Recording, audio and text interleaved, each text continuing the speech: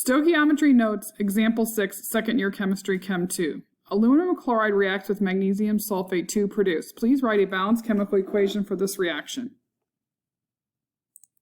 Welcome back. Here's the equation. Make sure you've balanced it.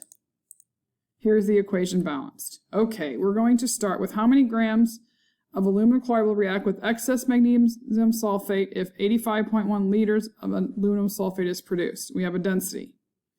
All right, as we look at this problem, we're going to figure out what our starting point is. Remember that we must start something with a mass, a volume, or a mole, and we must have the limiting reactant.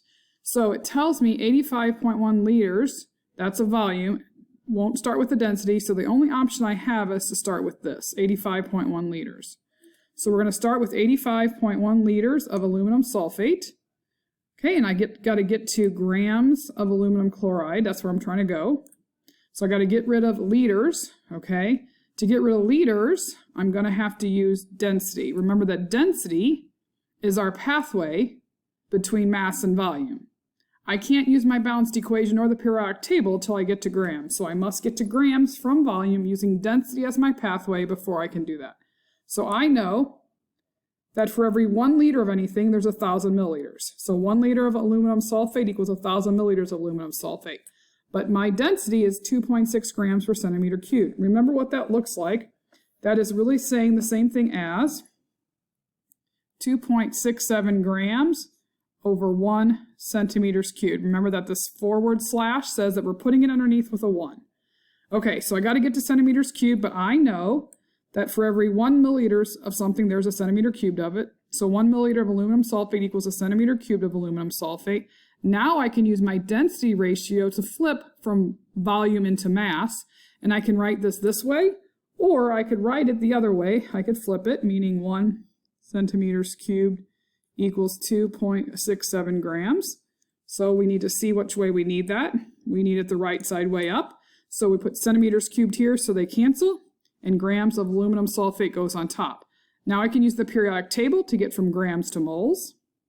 We know there are 342.17 grams of aluminum sulfate. Remember, that's 2 aluminums, 3 sulfurs, and 12 oxygens for every 1 mole.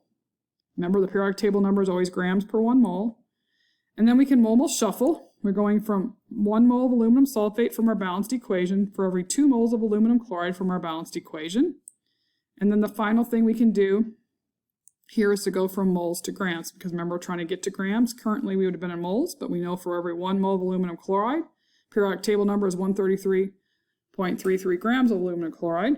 When we multiply the top numbers across the top, hit equals, divide by 342.17, we get this number, 177,000, with only 3 sig figs, or in other words, round it to 3 sig figs. So we start it with volume.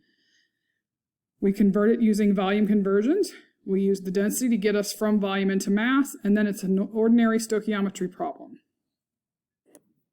It says item X is 45.2% aluminum sulfate by mass. Item X is 45.2% aluminum sulfate by mass. So then we're going to think about what our part over whole is. We know we have to have 45.2 grams over 100 grams. Now what's our part and what's our whole? Our whole is X. Item X has 45.2% of it is aluminum sulfate, so this is going to be aluminum sulfate. So there's my relationship. If you read this, item X is 45.2% aluminum sulfate. So 45.2, this is a decimal here, grams in every 100 grams of X. So X possesses this much aluminum sulfate. So that's my part over my whole. Now we can use that relationship to get X gone, or to get rid of X, or to calculate it away. So that's what we did here. Okay, now we have grams of aluminum sulfate, so we can use the periodic table number. So we're going to use grams, so we're going to come down here first and use grams of aluminum sulfate. Why grams down here? So it cancels per every 1 mole, because we know the periodic table number is always grams per 1 mole. Okay, now that we have moles on top, we can mole shuffle, just like we learned in the first set of notes. So I know there's 1 mole of aluminum sulfate for every 2 moles of aluminum chloride. Okay, then going on, once we get moles of aluminum chloride, now I can use the periodic table number to get grams of aluminum chloride, because remember, we're trying to get to liters. In order to get to volume, we have to get to mass. Our pathway between mass and volume is density. So if I have one, I can get to the other if I have the density. Now I need to get to liters, so I got to get to mass and use density to get there. I can use the periodic table first, though, to go from moles to grams. Then I can use the density of aluminum chloride. Let's find that. That is right here. Let's talk about how that's written again, just as a review, because I know my kids struggle the most with this. So this is going to be 2.48 grams / 1 centimeters cubed.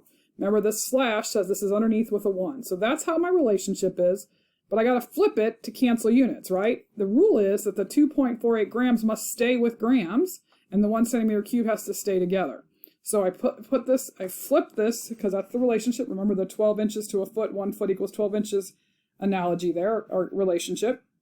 And so now I have centimeters cubed, but I need liters.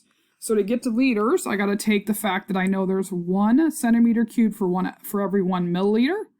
There's always 1 centimeter cubed of anything per 1 milliliter. And then there's 1,000 milliliters of anything per liter. Once we do that, we'll get this with 3 sig figs. Okay, looking at example 6C. Here we have example 6C. It's that in how many grams of item Y are produced if 34.5 grams of magnesium sulfate reacts with excess aluminum chloride. Okay, so we know we have item Y is 21% magnesium chloride by mass. We have a density, we have another density, and we have a third density. Okay, so we have a mass, a percent, and 3 densities. Remember, every problem must start with a mass, a volume, or a mole, so we know we're going to start with magnesium sulfate. Okay, so we're going to start with magnesium sulfate, 35.45 grams of magnesium sulfate. We're trying to get to item Y. Item Y is not part of this, so we got to figure out what item Y is part of. Item Y is part of what? Let's look at our sentence. It says item Y is 21.5% magnesium chloride by mass. So we're going to say then, let me just get some space for me to write here. We can then say that we have, again, just like we kind of did before, 21.5 grams. That's my percent over 100 grams. So now this is a percent. Not even thinking about anything else. This is 21.5 by 100. I got 21.5%. Now, what's my part? What's my whole? Let's talk about what our part and what our whole is. We know that Y possesses magnesium chloride, so that's my part. My whole is Y. Okay, so 21 grams of magnesium chloride for 100 grams of Y. That's a relationship that I may need. I'm going to keep that there just in case I need it. We've got to get rid of and get to item Y. To get to Y, we have to get to magnesium chloride first, because that's the relationship between Y and magnesium chloride there. So in order to get to Y, we got to get to magnesium chloride. So we got to go from magnesium sulfate to magnesium chloride. I know I can start with magnesium sulfate because it told me that aluminum chloride was in excess. Okay, so we're going to use the periodic table number to get out of magnesium sulfate grams and into moles. Periodic table number, now I have moles on top, I can almost shuffle. I'm going from magnesium sulfate, so it cancels, to magnesium chloride. And then I can use the fact that I know the periodic table number for magnesium chloride. So now I'm getting to grams of magnesium chloride. That's what I needed to get to Y. And then I can finally use my percentage of magnesium chloride to 100 grams of Y as a relationship. So magnesium chloride has to go down here, 21.5 grams magnesium chloride. So that's why I have 21.5 grams magnesium chloride on bottom, so that it cancels 100. Remember, I can write this either way, flip it or keep it upright. So I had to flip it so that units would cancel, because I cannot change what goes with 100, what goes with 21. Otherwise, I wouldn't have the right percentage. So if you notice, grams of magnesium sulfate cancel, moles of magnesium sulfate cancel, moles of magnesium chloride cancel, grams of magnesium chloride cancel, leaving me left with grams of Y. I have finished. Notice in this problem, I gave you densities, you didn't need them. That can happen in problems. If you do this math, you should get 127 grams with 3 sig figs. That concludes our notes for example 6.